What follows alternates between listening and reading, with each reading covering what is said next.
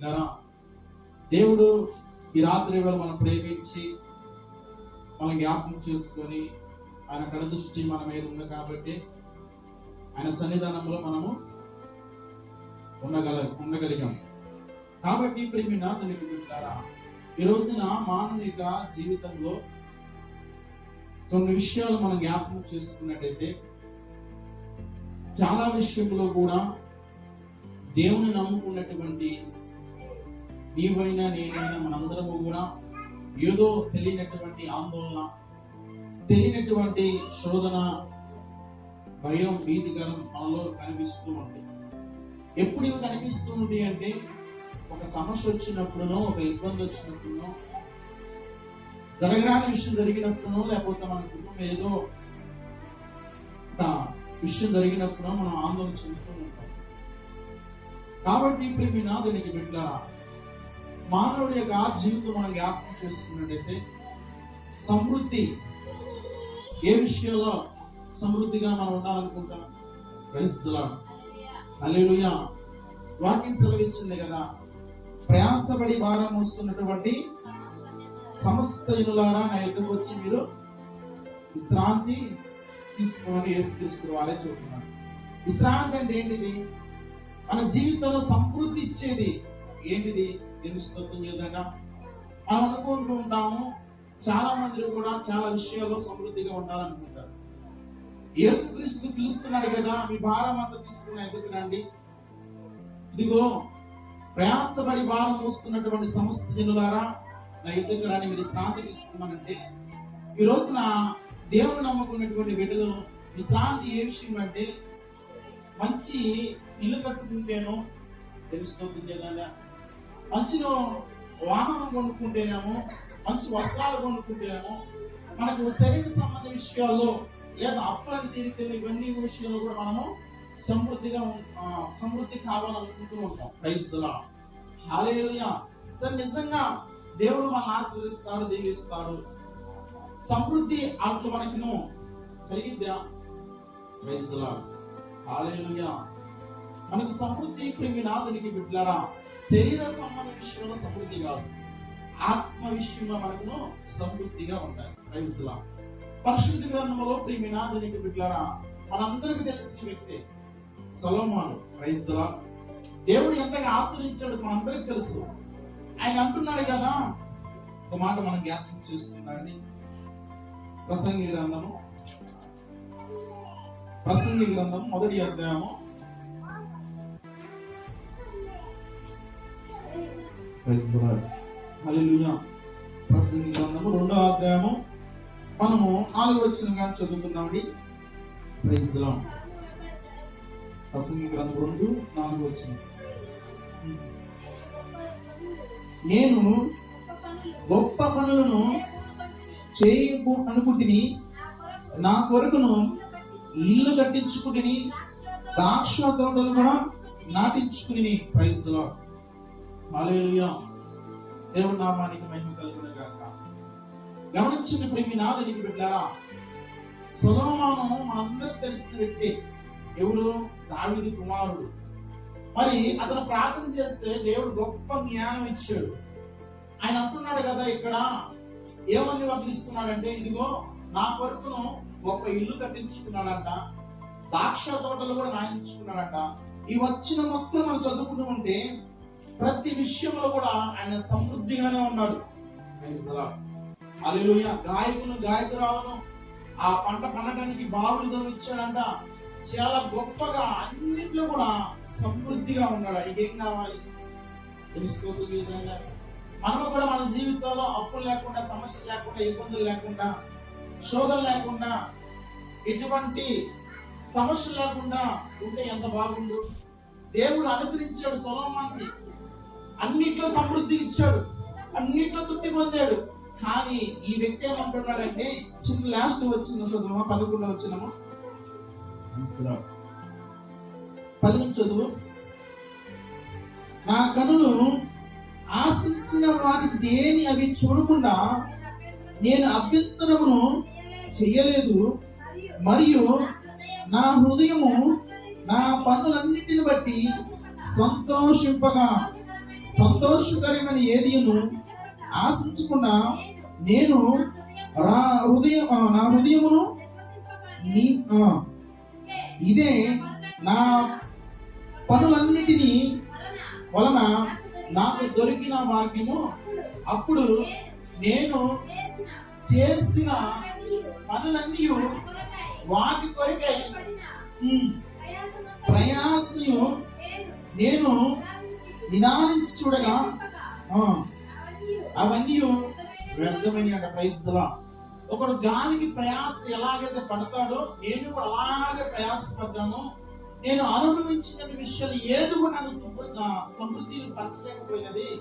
కాబట్టి నేను మీకు తెలియచేది ఏమనగా, ఈ రోజున ప్రతి ఒక్కరు కూడా ఆలోచన కూడా అన్ని విషయాలు సమృద్ధిగా ఉండాలి, అన్ని విషయాలు కూడా నేను ఆనందంగా ఉండాలి, ఏ కొదువు లేకుండా కూడా ప్రతి విషయంలో నాకు సమృద్ధిగా ఉండాలి అని ప్రతి ఒక్కరు కూడా ఆలోచన వచ్చింది. ఇక్కడ జ్ఞానైనటువంటి సొలొమోను గారు ఇదిగో ప్రతి విషయము కూడా దేవుడు గొప్పగా ఆశ్రయించాడంట, గొప్పగా దీవించాడంట. ఇదిగో తన కనులకు ఏదైతే కానొచ్చిన ప్రతి విషయము కూడా తన హృదయం కూడా నిర్భరం లేకుండా ప్రతిది కూడా అట్లో ఆనందభరితుడయ్యాడు కూడా. అయినప్పుడు కూడా ఏమంటారు తెలుసా, ఇవన్నీ నేను నిదానించి తెలుసుకున్న తర్వాత ఒకటి గాలికి ఎలాగైతే ప్రయాసపడ్డాడో నేను కూడా అలాగే ప్రయాసపడ్డా. ఇవన్నీ కూడా నన్ను తృప్తిపరచలేకపోయినవి. ఇదిగో ఆ తృప్తి ఎక్కడా అని వెతుకుతున్నాడంట. చివరిగా అంటాడు కదా, నేను తెలియచేది ఏమనగా మానవ కోటికి యెహోవా యందు భయభక్తి కలిగి ఉండటమే మేలు. Praise the lord. చివరి తెలుసుకున్నాడు. ఒక మాట తన చివరి గడియలకు వచ్చేలేకే, హృదయంలో వచ్చేలేకే, ఇదిగో నా జీవితం అన్ని అనుభవించాను, ఎన్నో చేశాను, ఇదిగో నాకంటే గొప్పవాడు ఇంకా ఎవరు లేడు, అధిక బల ఆయన రాజ్యంలో గాని ధనములో గాని ఆశ్రయించుట్లో గాని ప్రతి విషయంలో కూడా దేవుడిని ఇంత ఆశ్రయించాడు, దీవించాడు. కానీ నేను తెలుసుకున్నది ఒకటే, ఈ లోకంలో ఒకటి గాలికి ఎలాగైతే ప్రయాసపడతాడో నేను కూడా అలాగే ప్రయాసపడ్డాను. కాబట్టి అది ఏదో కూడా సమృద్ధిని ఇవ్వలేకపోయింది. చివరికి ఏమంటున్నాడంటే యెహోవా యందు భయభక్తులు ఉండటమే లేదంట. Praise the Lord. హల్లెలూయా. ఈరోజు మన ఆలోచన ఎలా ఉంటుందంటే దేవుని ఆశ్రయించాలి, దీవించాలి. Praise the Lord. హల్లెలూయా. ఆ విషయాలు కాదు మన యొక్క సమృద్ధి, ఆ విషయాలు కాదు మన సమృద్ధి. ఏ విషయం తెలుసా, నవాకు దేవుడు అంటాడు కదా, ఇదిగో ఈ తరములో నీవే నా ఎదుట నిందారహితుడవై ఉన్నావు. Praise the Lord. హల్లెలూయా. మరి ఈ రోజున మన గురించి సాక్ష్యం ఉందా? చూడండి, అతను ఎవరి కోసము ప్రయాసపడ్డాడు చెప్పండి? తన కుటుంబం కోసం ప్రయాసపడ్డాడు, దేవుడి మాటకు లోపడ్డాడు, దేవుడు చెప్పిన మాటకు లోపడి ఇదిగో నీకు నేను ఒక పని చెబుతున్నా, ఆ పని చేస్తావా? ఇదిగో ఇంకొక 40 దినాలు వర్షం రాబోతుంది, ఇదిగో నీవు నీ ఇంటి వారిని రక్షణ, ఇదిగో ఒక ఓడను తయారు చేయమంటే తయారు చేశాడు లేదా? Praise the lord. తన కుటుంబానికి తయారు చేశాడా? తెలుసుకోవద్దు చూద్దాం. లోకం ఎలా ఉంది? తినుతూ తాగుతూ ఇష్టసారంగా సుహిస్తూ ఇదిగో వ్యభిచారం అన్యాయంతో పట్టబడి ఇదిగో దేవుడు చెప్పిన మాటకు లోపడి ఇదిగో తన యొక్క శరీరాశిని కూడా చంపుకొని నవాకి ఇదిగో తన కుటుంబాన్ని కట్టుకొని తన కుటుంబాన్ని కూడా దేవుని వైపు తిప్పి ఇదిగో ఏదేమైనప్పుడు కూడా మన లోకం వైపు చూడబడదామా? Praise the lord. వాళ్ళు అంతే పిలుస్తా ఉంటారు. మనం దేవుని రాజ్యానికి వెళ్ళాలంటే దేవుని మాట వినాలన్నా లోకముతో మనకి ఎటువంటి సంబంధం లేదు. ఇదిగో దేవుడు మనల్ని నమ్మి దేవుడు మన జ్ఞాపకం చేసుకుని ఇదిగో ఈ తరంలో నాకంటే ఇంకా గొప్పవారు ఉన్నారు, కానీ దేవుడు నన్నే పిలిచాడు, నన్నే పిలిచి అంటున్నాడు, ఇదిగో నాకు ఈ తరంలో నీవు నాకు నీతిమంతుడిగా ఉన్నావయ్యా. ఇదిగో అందరిని అందరూ చూసా కానీ అందరూ ఎవరు కూడా నాకు నచ్చలా, ఎవరు కూడా నాకు నచ్చలేదు. కాబట్టి నీ చూపు, నీ విధానం, నీ మాట ప్రతిది కూడా నాకు నచ్చింది. నువ్వు నా మాట వింటావని నమ్ముచున్నాను. కాబట్టి ఇదిగో ఈ ఇంటికి రక్షణగా ఒక గోడ కట్టుకోమని చెప్పాడు. Praise the lord. అంటే ఇప్పుడు దేవుడి పని చేశాడో చేయలేదా? తెలుసుకోవడం లేదన్నా. ఆ లోకంలో ప్రజలు ఎలా ఉన్నారు? ఇష్టసారంగా ఉన్నారు. దేవుడు అంటే భయం భక్తి లేకుండా తాగుతూ తినుతూ, దేవుడు అంటే ప్రార్థన చేసే విధానం లేదు, ఆయన మాటకు లోపడదామన్నా ఏమీ లేదు. అది కాక ఈ యొక్క నవాబు యొక్క పడవ తయారు చేస్తున్న అందరూ కూడా మాట్లాడలేదు. ఏం మాట్లాడలేదు తెలుసా? ఏమైనా నవాబు నిజంగా దేవుడు నీతో మాట్లాడా? లోకం చూడు, తినుతూ తాగుతూ ఉత్సాహంగా కావాల్సింది కోరుకొని ఇచ్చేస్తుంటే, ఇంకా నువ్వు ఇక్కడ ఓడ కడుతున్నావని ఎన్నో మాట్లాడినప్పుడు కూడా నవాబు తన కుటుంబాన్ని కట్టుకున్నాడమ్మా. Praise the lord. లోకాన్ని విడిచిపెట్టి లోకం వైపు చూడకుండా దేవుడు మాట వైపు చూసి దేవుని యందు నమ్మకం విశ్వాసం ఉండి ఏదేమైనా తిని పడవ తయారు చేశాడు. Praise the Lord. హల్లెలూయా.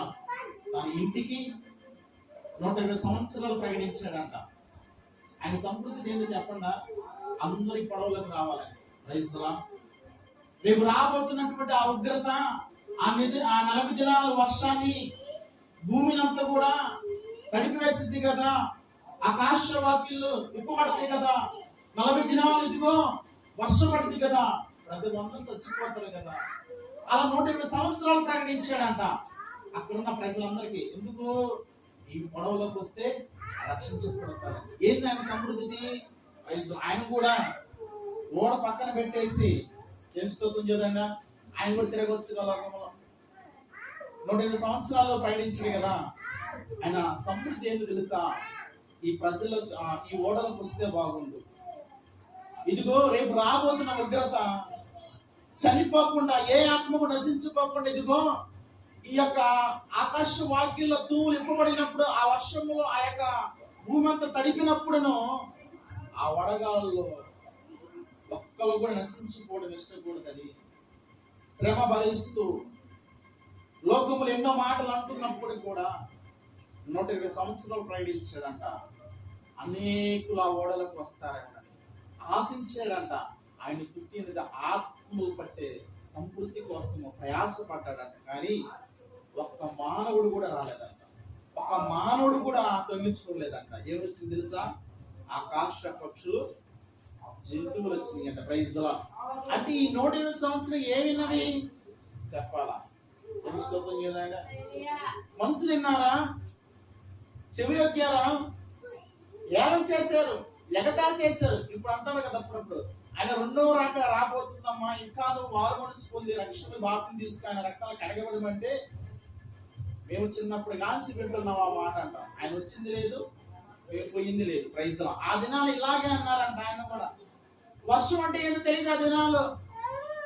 ఆ ప్రజలకు ఎంతగా ఉంది. ఇంత పెద్ద పొడవ తయారు చేస్తున్నాడు నవాబు. దేవుడు మాట విని మా కోసంగా వాళ్ళు గ్రహించరా. కానీ 120 సంవత్సరాలు ప్రకటించినప్పుడు కూడా ఆయన సమృద్ధి ఏంటంటే, ఒక్క ఆత్మని పొడవలోకి వచ్చిద్దాము, ఒక ఆత్మ దేవుడికి అప్పచెబుతాము అనుకుంటే, కానీ నవాబు కుటుంబాన్ని కట్టుకున్నాడు. కానీ ఆకాశ పక్షులు, ఆయా జాతులు అన్ని కూడా లైన్ కట్టుకొని వచ్చినాయంట. ఆయన తోళ్ళ నవాబు తోళ్ళ అదంతా అవే వచ్చినాయంట. తలుపు దేవన్నాన్ని తెలుసుకోవద్దు చూదండి. అంటే ఈ రోజున వాక్యం ఎవరికి అవసరం లేదు? తెలుసుకోవద్దు చూదనా, మానవులకి అవసరం లేదు.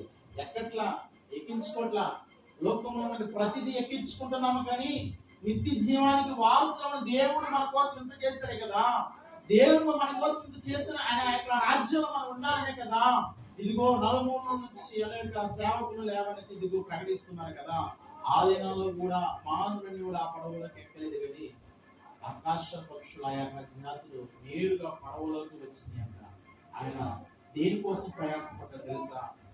అనేకులు రక్షిద్దామని సమృద్ధిగా ప్రయాసపడ్డాడు. ఈ రోజున రక్షించబడినటువంటి నీవు ఏ విషయంలో నువ్వు సమృద్ధిగా ఉండాలనుకుంటున్నావు? తెలుస్తుంది విధంగా. ఇటు మనం చదువుకున్నామే, జ్ఞానటువంటి సొలొమోను ద్రాక్ష తోటలు, వనములు, చెరువులు అన్ని దోమించాడు, అన్ని చేశాడంట. కానీ ఏమంటున్నాడు చివరికి? ఇవన్నీ ఇక్కడ వదిలిపెట్టుకోవాల్సిందే కదా.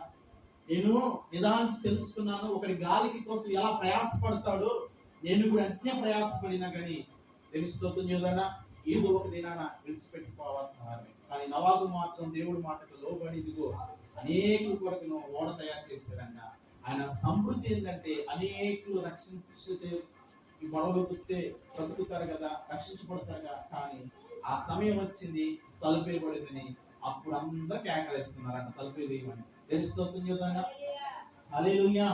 తీయదా 120 సంవత్సరాలు ఇచ్చాడు కదా, ఎన్నోసార్లు నీకు చెప్పాడు కదా, హెచ్చరించారు కదా.